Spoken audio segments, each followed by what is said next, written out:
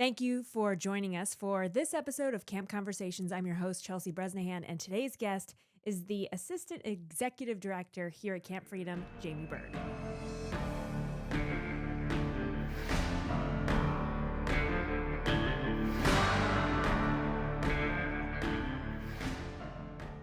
Known to many as Byrd Man. That's right. We were That's talking right. with Jim Greenlee, and he says, gee, Byrd Man, Doc. And I'm like, it sounds like we've got a misfit of superheroes. Yeah, a misfit crew is what it comes down to. Yeah. So tell us, how long have you been at camp? Yeah, so I have been here. So I originally came here in 2019. I applied for a hunt, just like many of the guys do now, and absolutely fell in love with the place. And Matt and I joke about it now, but at the end of that week, Matt said, "I don't know how it's going to happen. I don't know when it's going to happen." He said, "But someday you're going to be working here."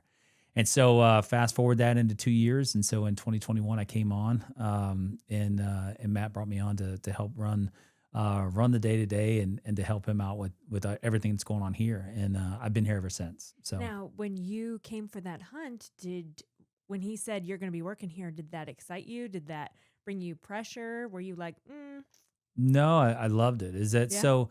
Like what I love so much about camp, and as I talk to people about it, and as I do those things, is that. So I was in the service for 13 years. Was medically retired from service, and when I came here, there's a lot of organizations that are out there. Is that if you look at veterans organizations or VSOs or any of those things that are out there, there's thousands and thousands and thousands of them that are out there that give opportunities to veterans and try to help them out. And so sometimes with those organizations is that you get you feel like you're going to step into something that's kind of like, hey, what is this? And then like, is this like a mask for like a counseling session or a mask for like an inpatient program or something like that?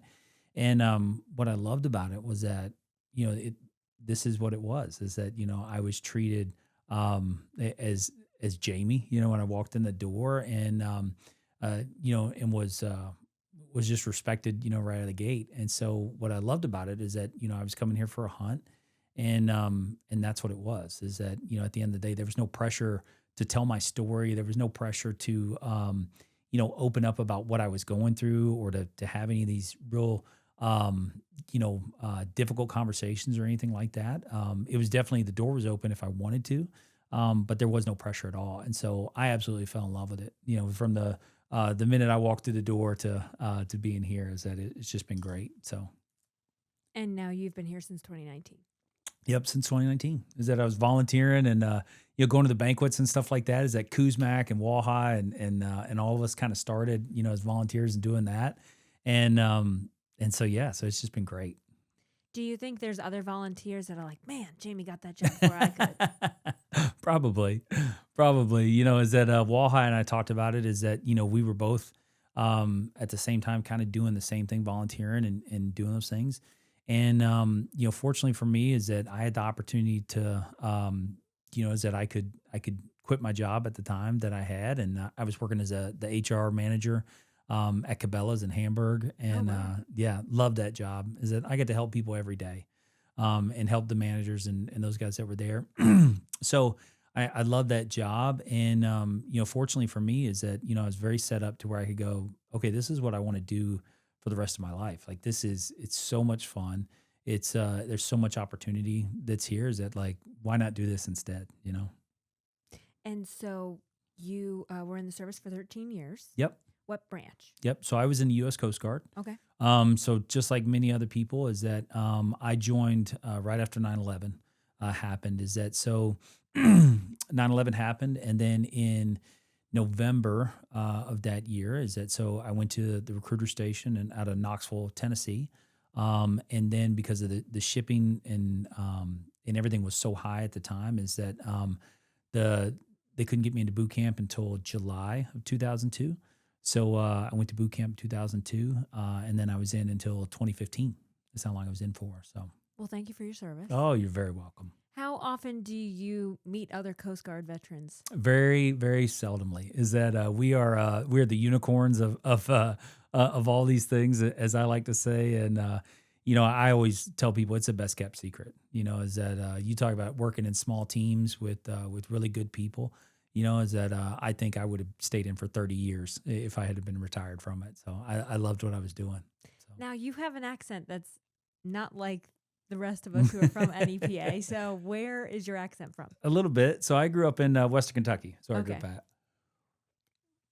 So I grew up in a little town there called Central City, Kentucky, is where I grew up at, and really the things that were there were a lot of redneck stuff. We grew up doing working farms and hunting and fishing, and that's what we grew up doing. And just absolutely loved it. Is that anytime I could get out in the woods or chase largemouth bass and stuff like that, like that's what I love doing. So What's it, I mean, it sounds like you're in the perfect place. yeah, yeah. And it's great. Is that's the thing is that I get to help people every day. Like when they come in here, and then we get to be outdoors and doing the things that we love to do, and whether that's shooting a bow or taking people fishing or just getting to hear those stories of the hunting and fishing stories that they have and getting to share that.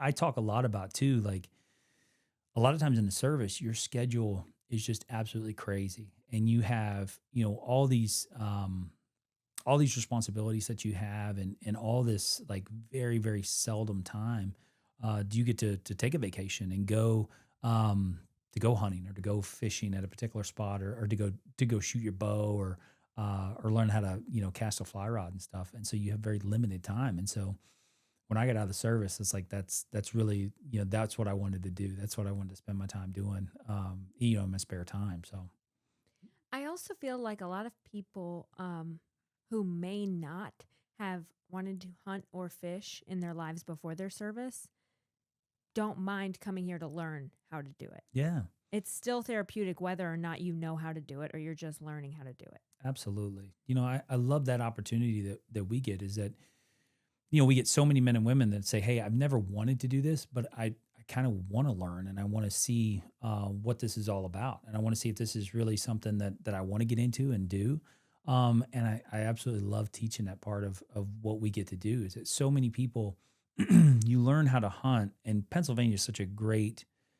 There's so much history here of like guys being in deer camp and learning from their fathers and their grandfathers and all that other stuff. But unfortunately, some people don't have that opportunity, right? And so they don't know how to get into the outdoor space and the outdoor world, and they don't have those mentors and they don't have those folks to kind of show them the ropes and show them kind of what they need to do. And we've had the opportunity to do that here. We've had folks come up and say, "Hey, I know nothing about this, and I want to learn," and be able to set their ego aside and say, "Hey, I don't know." And everybody here is so willing to teach and coach and mentor. And what I absolutely love now is that I get this opportunity to be on these text messages, right? And guys that are saying, "Hey, I just shot a doe, man." Is that like, and sending me pictures of it, during the season, or "Hey, I just caught this enormous fish and I wanted you to see it," or I'm getting ready to buy my first bow. Like, what would you recommend that I get? And getting to be on those text messages and continue to hear from those guys and to have them reach out is just really cool. I also really appreciate that the executive leadership here at Camp Freedom is a part of every step of the process. I mean, you're out there in the pole barn helping set up things for things like our big free yard sale. Yeah. Or you are out in the blind with these guests that come here for a hunt. Like your desk is a kitchen table in the lodge. It's not, in an office somewhere. You're on site and a part of every step that happens here at camp. Yeah. It's really funny because Matt and I joke about this all the time, and I tell people that I'm the assistant so that I iron his clothes and bring him coffee and stuff like that. And so we giggle about it. But to be in these roles is that, we really just consider ourselves very lucky, that we get to do this, number one. And number two, we don't think that much about being a title, right? Or and I've never thought like that. And that's all the way back to the service is that, you're just working on a team and you're trying to help. And that's really, who we are at our core is that, and I had this guy, like we're out hunting in the blind and stuff like that. And he's like, "Hey, I think it's really cool, being in your position that you're out here hunting with me." And I'm like, "What are you talking about? Like what are you talking about position?" And he's like, well, you're the assistant executive director. I'm like, well, yeah, but I do all this other stuff too. And so it was really funny because I don't think of it like from that perspective, right? Is that to me it's a great title. And when I'm talking to especially business owners and I'm talking to our folks that are dealing with the grants and things like that, is that it's really good because that title gets me my foot in the door as soon as I do that. But when here it's just Jamie or it's just Byrd Man, and so I get to go out and do all these things and help people out every day, so I don't think too much about it, but it's that's the other part that I love is that as we build this thing and it gets bigger and things go on, is that we've still got that mentality that we're going to jump in and help wherever we need it to. So Well, I think when a lot of people have reservations about coming to a place like this and opening up, you know, they're like, oh, this guy's emailing me, some guy pushing papers behind a desk. yeah. And then when you show up and greet them and shake their hand when they get here, they're like, wait, you're the guy I was emailing? Yeah. Or you're the guy my wife was talking to? Yeah. Yeah, yeah. And so it's really cool. And I think that's the other part too, right? Is that there's a lot of organizations that are, at that particular level, you don't have any touch points with them, right? Is that they're just somebody that lives in this office that is or this person that's on a commercial that's on TV, and we're so much different than that. And we really pride ourselves on that, and to where we say, hey, this is who we are, and these are the people who we would be, inside of this organization or outside of this organization, and we just want to help you in any way that we can, and so I love that fact. Sure. Yeah. I mean, but you are the point of contact for most people that interact with camp. Yep. Yep. Yep. Is that so? I get all that when you call the information line. Is that I'm the person that answers the phone, and get to answer all kinds of questions, and whether it's about our day of care or donations, or it's about our hunting program, or are the fish biting today? Is that I get all those questions, and it's the same thing like with our emails right now that we're sending out all of our email awards and email information about our hunts that are coming up in October, and so that's really really fun. It's great to hear those guys and gals reactions on the phones. When I get to speak to them and tell them that they've been awarded a hunt. So that's been a lot of fun here lately. So where are people coming from this year? All over, all over. Is that we've got people that are down south.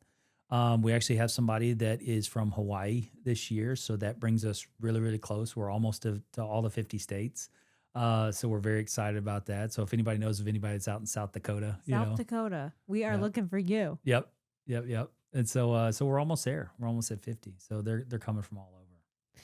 Now you live a little bit far from camp. You stay here at camp. Hmm. When you are on that drive, on that commute, what about camp comes into your mind on those long drives that Yeah. makes it worth it? Yeah, it's a little bit of everything. Is that I talk about Matt and I will text, and I just call 'em my random truck thoughts. Is that as we're doing something, whether something happened operationally or we're thinking about social media or something, is that I'll text him and I'll say, or I'll voice to text him and say, hey, this is what I'm thinking about, or this is what's going on. But what I absolutely love is that so when I get here, typically on Tuesday mornings, is that it's before 7 o'clock in the morning. And so, you get to see all the seasons and all the changes and everything that's going through here. And so you drive through this long drive, and it's like, I know when I get up here, it's going to be something really cool, and really special, and it's just like today. Like we've got guys that are in the main garage that are tying flies, and you get to hang out with them and talk to them and, see how things are going in their lives and stuff. And then it's in the evenings is that, you get to see the whitetail come out and start eating the corn and get to see it and get to experience all of it. So it's always good. And the other part of this place is that it's a challenge, right? Is that we're creating something that this facility, there's no other facility like this in the United States, right? And we have so many great people that are around us and are saying, hey, we want to help with this thing. We want to be a part of this thing. And it's just like, having you here and doing all the wonderful things that you're doing to say, hey, we're doing some really special things, and it's hard, right? Is that there's no SOPs right now for what we're doing. There's no guidebook for what we're doing. So we've got to create those things every day. And it's a challenge, and it's hard and it's difficult some days. But I really like that too. It's really neat. Sure. Well, I think a lot of the things that you guys have in place is common sense. Most of the time, it's like, oh Yeah. well, okay, we need a guidebook or a rule book for this. Well, okay, well somebody shouldn't be doing that, and we can't be doing that here. And this is the rule in place, and you have to do that. Oh, okay. Yeah.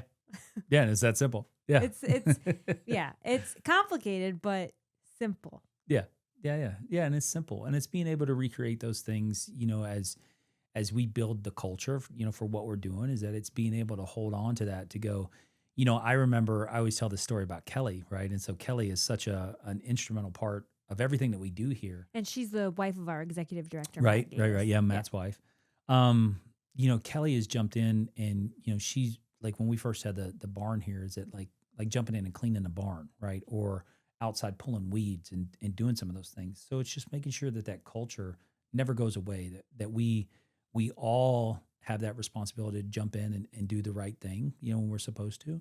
And just making sure that culture and that standard of, what we want people to experience the moment they drive through the front gate, stays there for a very, very long time, so. And there's a lot of exciting expansion projects underway. Absolutely. So our range is coming along great. Is that, we're creating this, Bill Bockenberg's vision for that range has just been absolutely enormous, since the beginning of it. And, I've had this wonderful opportunity to be with Matt and to see these things come alive, right? Is that to see, I can remember back when I was at Cabela's and sitting in my office, and we're talking about Circle Drive, and we're talking about the cabin projects, which our cabin is almost done. And those things are enormous projects, right? That have a lot of logistics and a lot of things that are take a lot of time and a lot of money, to execute. And I've got to see those things come alive. And it was the same thing with a range, is that like walking through the woods and marking trees with Matt and seeing what that looked like was just unreal at the time. It was hard to envision. And so now we're moving forward with all the electricity that's getting put out there and all the lights that are going to be set up out there, is fantastic. And to have our law enforcement guys come out and use it already and be, participating in that is amazing. And then, last couple of months is that being able to move forward with the 3D rendering of the main lodge has just been great too, because, for the past couple of years, we've talked about this, and we've talked about, our restrictions here at the lodge and how many people we can have and how many people we can have on site. So it's like narrowing that down to see, okay, well what would be the best steps for us, and what's going to be the best facility for us. And it's really been, gone through with a fine tooth comb to establish this thing and get to the point where, okay, now we can present it professionally to say, hey, this is what it's going to be. And to have that 3D rendering out that's finally out there to show everyone else what our vision is going to be for this facility is just incredible.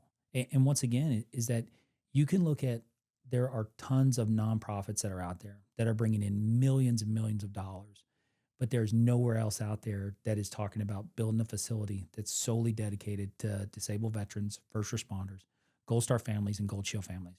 No one else out there is doing that. And so it's a huge endeavor, but it's also very exciting, is that the opportunity to have our events here, and then have people stay here and have this amazing experience to where, our doors are going to be open to where they can just come in and visit with us and stay with us here and do some incredible things outdoors. It's just very, very exciting. Because there's a lot of space here. Yeah. How many acres are here? There's 2,350 acres that are here. That's crazy. Yeah. And most people only see the tip of the iceberg. Right. Is that like, when they're coming down here, is that like, it's even going to the river, is that just running down Black Bear and running down that road is 3.2 miles to the river. And then it's 2 miles of the river. And then all the other space and property that's down from there is that many people haven't even got to see yet, and so, and there's all kinds of things that are in the works that we're talking about, potentially expanding our 3D archery course and shifting that over, and then, opening up some fields down towards the bottom and working that as well. So there's all kinds of opportunity for expansion down there too. It's massive. And about a week and a half ago, my husband and I had the pleasure of going to Camp David for the first time. And, they took our cell phones and everything, and they're telling us how big Camp David is. And I think it's less than 160 acres. Mm-hmm. And I'm like, wait, did you say 160,000 acres? 100, 1,650 acres? And they're like, no, 165. And I was like, Yeah. okay, so that's the walking trail at Camp Freedom. I was trying to compare it to Camp Freedom. I was like, Camp David has nothing on Camp Freedom. Come on. Yeah. Yeah. Yeah. Yeah. But it was very surprising. There's no water. There's no like creek or lake or ponds. Really? There's a koi pond that FDR put in Okay. because he was in a wheelchair Mhm. and he was very terrified of a house fire. Mm. So he built like this wall, this trap wall that he could pull with a rope so the koi pond would enter into the house and keep him safe from a house fire should Oh, that ever wow. happen. Yeah. But that's the only water feature there. I mean, it's very secure. Mhm. There's barbed wire fences with 8 to 10 feet of grass and then another full electric fence with all these watchtowers all around the perimeter. Yeah, of course. But I was surprised at how small it was. Just when I think of a camp or when I think of a resort, my point of reference is Camp Freedom. Yeah. And then to go to Camp David, I was like, oh, look at this is cute. Yeah, that's awesome. That's Um, awesome. You know? Yeah, but camp is huge. You could get lost here if you wanted to, but there's just so much to take advantage of. I really enjoy the summer biathlon that comes Yeah. here. Yeah. And even just walking around, like even if you didn't want to hunt or fish, Mm-hmm. there is therapy to be had here just by being here and being around people that don't necessarily know what you went through, Mm-hmm. but don't need to hear you talk about it either. Yeah. Yeah. You know, one of the things that I think is really special about what we do is that we meet people where they are on their journey, right? And I can tell you, like, when I first got out of the service, is that the way that I looked at things and the way I've always had my perspective is that, you know, you can always learn from the past. You can learn, you can have those life lessons that come from it. But the reality of it is that you can't dwell on, you know, what happened to you, right? Is that, like, for me, is that I was injured. It was catastrophic. It ended my military career. And at that point, you know, you pick a fork in the road and you go, okay, I'm either going to drive forward and I'm going to go and, you know, kind of reinvent myself and try to be a better person, right? And try to expand off of that experience, right? Or you dwell in it and you kind of, you know, set in that and you reminisce and go back to, and it's almost like, it's like talking about, like, you know, your old football days, you know, in high school and that kind of stuff. Is that it's good to reminisce on it. It's good to remember those things. But, you know, if that's all that your life has to offer, like that's, you know, you've got other things that you can do, right?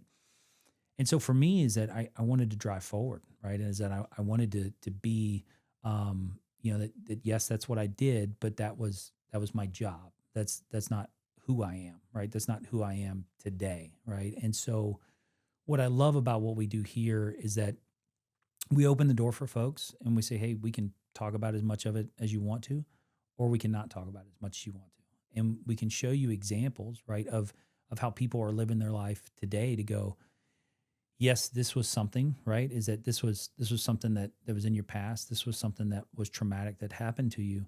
But now here are the steps forward, right? And here's a group of people that are going to help you and be with you on these journeys and these next steps to help you get back into society or learn a new skill or learn a new trade or get a new job that's going to help you be successful beyond your military career. And recognize that that was a chapter, but your life isn't over, right? Is that there's so much more to what you have going on. And I think it's just so important for people to have that and have that opportunity to have good examples with them. And that it's not just this, okay, you come here for a couple days and you get to hang out and then that's it afterwards. Is that's not the case. You know, is that we want to be with you to help you go through whatever you need to go through. Right, the ambassador program. Mm-hmm. Yeah. Yeah, absolutely. Is that so? What we have is that, so with our hunting program especially, is that we have those ambassadors that, as we started this, is that we recognize very early is that everybody needs to be able to talk and get some of those questions answered that they may have coming into the hunting season or coming here to stay with us through whatever extended stay it is. And so we assign those ambassadors. A lot of times it's volunteers. A lot of times it's people that have already been here with us before, and they want to help through that process. And so we ask those ambassadors to have a year-long commitment to those folks. Some of them go, okay, great. I'm glad you assigned me an ambassador, but I don't need an ambassador. We go, great. That's fantastic. Right. And then some of the other ones is that, they become lifelong friends. Right. And they set up, meetings where they've come here and met at camp to where they don't have any interaction with us, is that they just have that interaction with their ambassador and the person that they're close to now, and set up fishing, that's outside of camp, or set up fishing that's here, or come here and have lunch together, and so that's been a really special thing that we've been able to do here. Now, you see transformations happen all the time from these service members and first responders and family members that come here. What has Camp Freedom done to maybe transform you? Sure.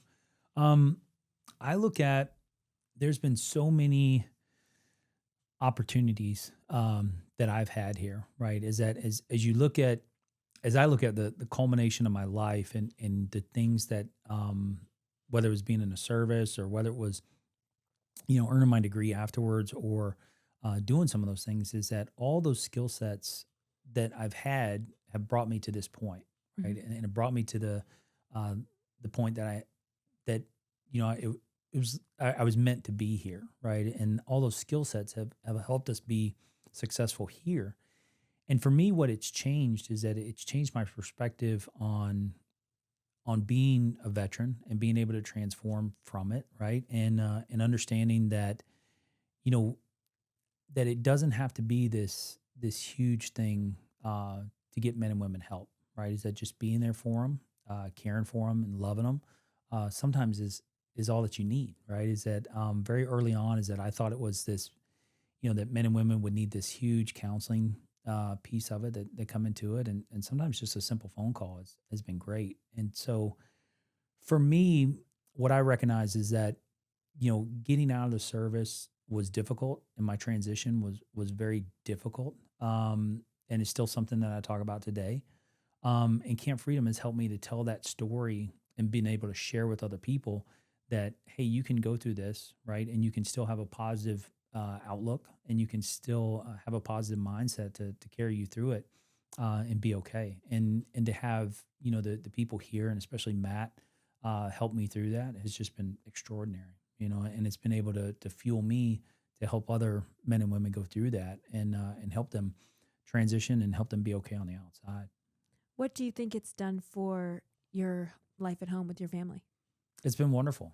Is that so my wife she's a saint. Is that I always tell everybody that she's the most wonderful person I've ever met in my life. And so Kim and I were married when I was in the service. And so, as we started talking about doing this, is that she's always supported me. She's always been right there alongside with me, and through the good and through the bad. And when I started talking about doing this, and what Matt and I were planning on doing with me coming up here, she's like, absolutely. She's like, go for it, and so it's been great. And she's a saint. So, when I come up here, she's very used to that lifestyle, because when I was in the service, and, you're standing duty, or you're deployed, or wherever you're going, it's like, hey, you take care of that. Right. And she was always the rock to come home to, is that she always handled things at home. She always handled the kids and the boys, and was always there. And so she made this very easy, for me to come up and stay. Like when we're here for hunting season, we're here all week hunting. And then when I come up and stay during the week, and everything, is that she makes it very easy, for me to come here and be successful. And that's the other thing, is that she does very well at her job, and she's very successful with that. And so, we get to reconnect on the weekends, and help each other out, throughout the week. And, I have a lot of flexibility to do things when I need to go home and take care of them. And so it's just been wonderful. And will they come up to Summer Salute? Absolutely. Absolutely. Is that it's been great, is that we've had them up here. The boys have been coming up here a little bit for their summer break. And Kim and the boys will be up here for Summer Salute as well. So that's August 29th. Yep. It's a day of family fun here at camp. Absolutely. Open to veterans, first responders, Gold Shield, Gold Star families. Mhm. And it's almost like I don't want to say carnival, because there aren't rides, but there are games. Yes. And Jim Greenlee will be here with Yes. barbecue. Yep. And it's just like an appreciation day, but also a hey, come check us out day. Yeah. Yeah, absolutely. Is that I love Summer Salute because it's our way of just giving back, right? Is that so and it's really great for us as a staff, right? Is that we get to enjoy this and we get to see, folks that maybe we haven't got to see all year, is that they plan out Summer Salute on Saturday. A lot of folks are working during the week, so they can't come up. So they come out on a Saturday and get to enjoy it. I always tell everybody, if you haven't had Greenlee's barbecue, shame on you, first of all, because you should have it. And that's always, wonderful to have and get to hang out with Jim and his crew.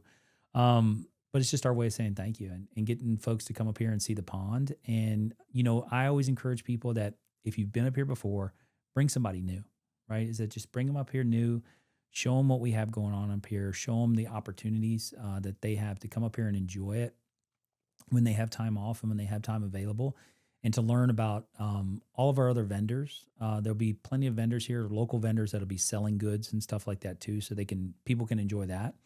But also the people that come here during our day of care, that all of the resources that we have at our fingertips will be here as well. And so that's PA Career Linked, that's the DMVA, that's the Banyan Treatment Facility. Is that so? All these other resources that you may need care from will be here as well, so you can meet them too. Now, that's a partnership, that whole care day and those relationships you have with those outside groups that provide services to first responders and veterans. I mean, that's a huge help because one, people might not know who could fix their problem, but two, they might be uncomfortable reaching out or have a level of trust issue there. Mm-hmm. So trying to develop that trust, we have that trust here at camp, and then using that trust to get these people the help that they need. Absolutely. Is huge. Yeah, it's immense. What we see, right, and what we talk about it being a part of somebody's journey is that some of the men and women that come here is that they may just need to sit and talk with us, right? And that may be the missing key in what they need for their lives, right? To go, oh yeah, I met some other veterans up at camp and it was really cool. And, some of these guys were stationed at places I was stationed at, or we had a great conversation about this, that, and the other thing, and it was great. Some of the men and women come up here and they may need more in-depth help or care in various ways, right? And so what we've always done is have those resources at our fingertips, right? To be able to say, someone would call us and say, hey, I was up there at camp, I was fishing and stuff like that, and unfortunately I just lost my job, right? Do you guys know of anybody that's hiring or can link me into like the PA Career Link? Like, absolutely. So we're able to get on the phone, make those phone calls, and have those warm handoffs and help those people out. But some people, as they get more comfortable with us, is that then they go, oh, okay, well, these are the other resources and these are the things that I need, whether it's finances or whether it's more in-depth help and treatment.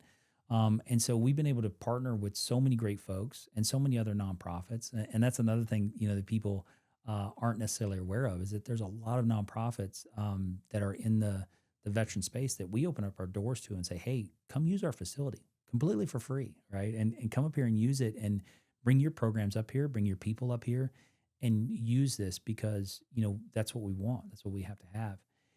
And so having those resources to be able to pick up the phone and call him, or just to have people walk up. I had a guy that he'd been coming here for 2 years, volunteering, fishing, hunting, shooting a bow, doing all kinds of things. And he came up during our day of care and he's like, hey, he said, I've never really talked about this. He said, but my VA rating, he said, I don't feel like it's right. He said, well, and this guy's in New York. And he's like, I don't feel like it's right.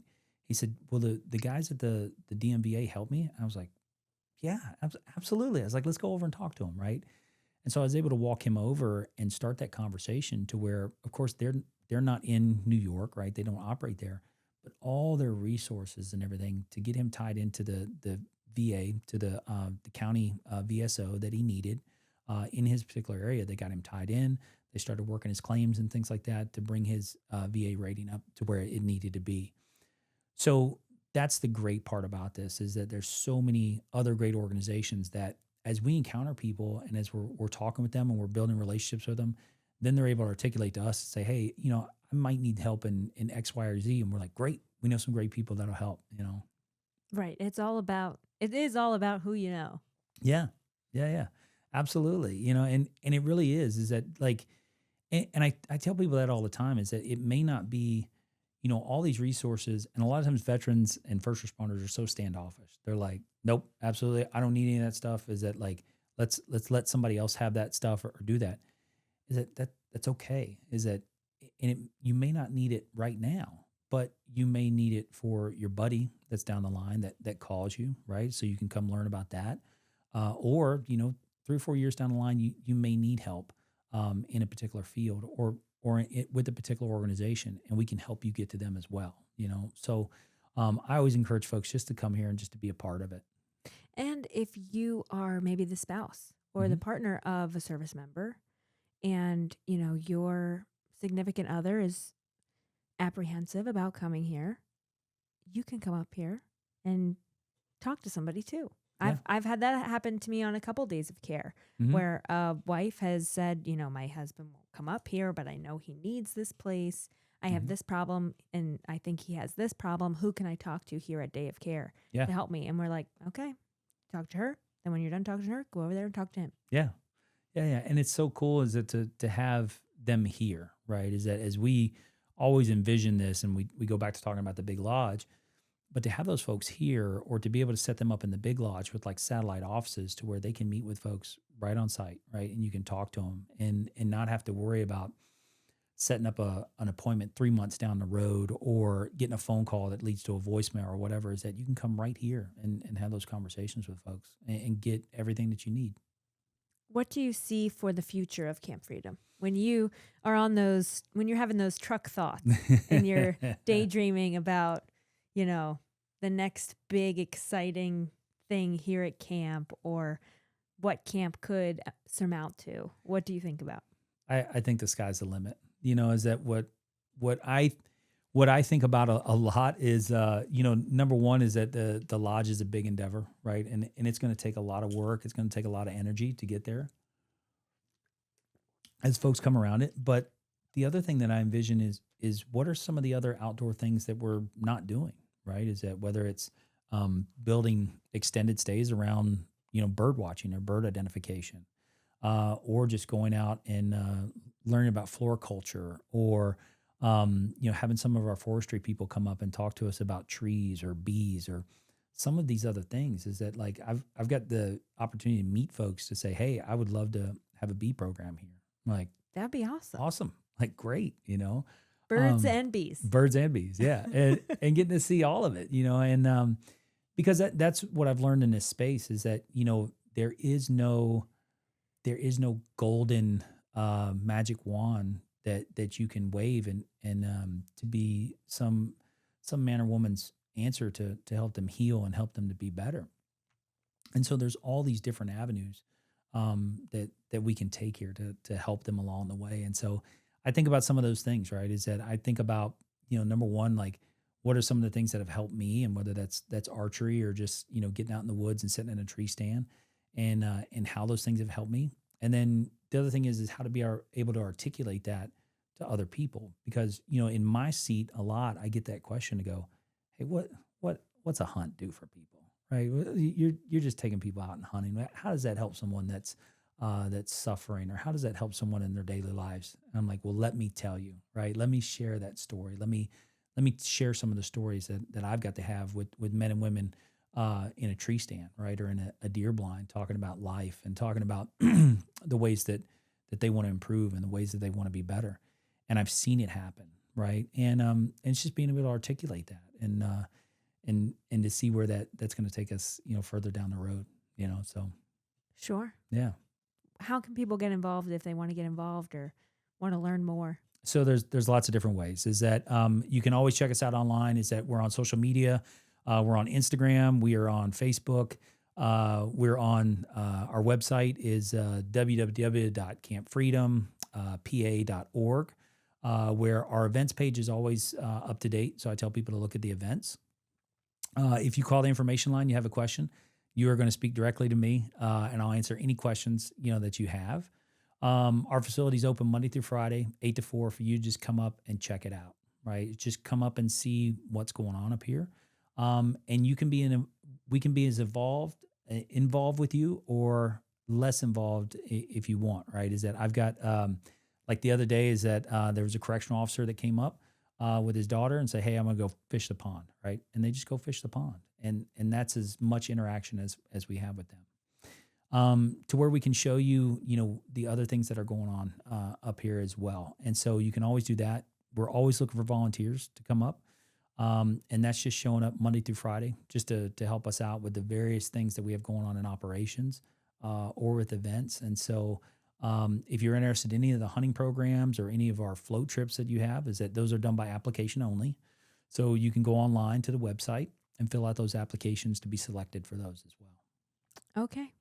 All right. Anything else you want to say about Camp Freedom? No, I think that's it. Is that I just appreciate you so much, Chelsea, for what you're doing. Is that this aspect of what we're doing now I think is so cool, and it gives men and women the opportunity to tell their story, right? And just like some of the guys that you've had on here, is that I hope that how much of an impact that you're having on them by being able to share their stories and to be able to sit down with somebody, because a lot of times these people, they feel like nobody cares about their story, or that their story's already been told and that they don't need to tell it, or, it's just what happened to me. How can that help other people, right? And you're giving them this platform that's so special to be able to share that with other people. And so I just appreciate you for doing it. Well, thank you so much. It's an honor to be a part of your mission here. Yeah. Honor and pleasure to speak with you today and to speak with some other volunteers later on. Yeah. Same here. Thank you. Thank you so much.